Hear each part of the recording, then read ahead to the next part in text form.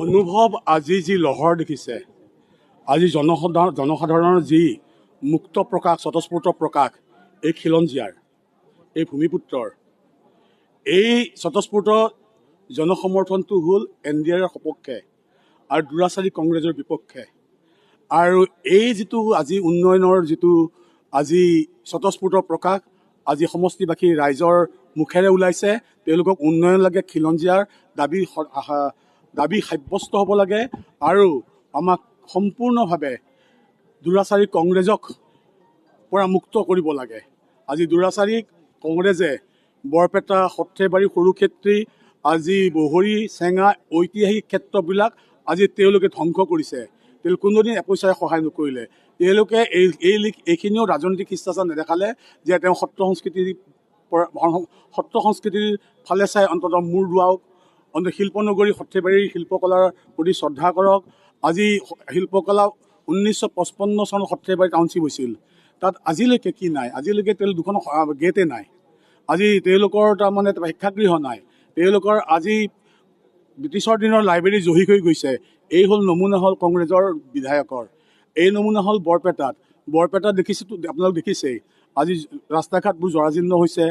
উন্নয়নৰ গতি ধৰা আজি অন্য ৰাজ্যলৈকে আমি আমাৰ কনষ্টিটুৱেঞ্চিৰ সৈতে আমি কম্পেয়াৰ কৰিব নোৱাৰোঁ। আজি তথাপি হিমন্ত বিশ্ব শৰ্মাই নিজে বৰপেটা সমষ্টিৰ এক ডিম সমষ্টি কৰি লৈছে আৰু ইয়াত খিলঞ্জীয়া চাৰিওফালে ইতিহাস লৈ, ঐতিহ্যক লৈ, শিল্পকলাক লৈ এই সমষ্টি বনাইছে। তেওঁৰ লক্ষ্য হ'ল এই সমষ্টি কেনেকৈ তেওঁ সজাব পাৰে। ইতিমধ্যে ছুপাৰ স্পেচিয়েলি কাম কৰিছে। তেওঁ আমাক কথা দিছে ৰেল লাইন কৰিব, ৰেল লাইনটো বৰপেটা হৈ সৰ্থেবাৰী যাব। আমাক তেওঁ দৌল উৎসৱত আহিছিল, তেওঁ কথা দি গৈছে। আমাৰ এতিয়া হাইৱে এতিয়া টু লাইন হৈ আছে, 4 লাইনৰ কাৰণে আমি দাবী জনাম। মুঠৰ ওপৰত আমি সৰ্বাংগীন উন্নয়নৰ কাৰণে জনসাধাৰণৰ সৈতে, আপোনালোকৰ সৈতে মত লৈ মাননীয় হিমন্ত বিশ্ব শৰ্মাৰ নেতৃত্বৰ অহা চৰকাৰখনক আমি পেছ দিম।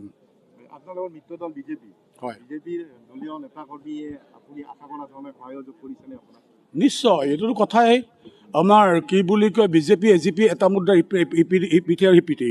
নিজৰ ঘৰখনত আপুনি কাজিয়া নকৰে নেকি? আপোনাৰ সৰু ভাইৰ লগত, ভনীৰ লগত ঘৰখনত কাজিয়া থাকেই আৰু মিল হয়। গতিকে এইটো এটা স্বভাৱসিদ্ধ। আমাৰ ঘৰখনত কিবা এটা আছে, আমি আৰু মিল হৈছোঁ কি যেতিয়া শত্ৰু আহিছে আমি মিল হৈছোঁ। শত্ৰুৱে এতিয়া তাৰমানে তেওঁলোকৰ ড্ৰেছ চলাই আহিছে, নিৰ্দলীয় ৰূপত আজি শত্ৰু আহিছে। গতিকে আমি একলগ হৈছোঁ। আমি এই যিটো তাৰমানে আজি ছদ্মবেশী কংগ্ৰেছ যি কিছুমান নিৰ্দলীয় হ'ব, তেওঁলোকৰ বিৰুদ্ধেও তাৰমানে আজি ৰাইজ সজাগ হৈছে। আমাৰ মূলতে হ'ল আমি এতিয়া NDA AGP BJP নাই, আমি NDA AGP BJP BPF, এইটোৱে আমাৰ কথা।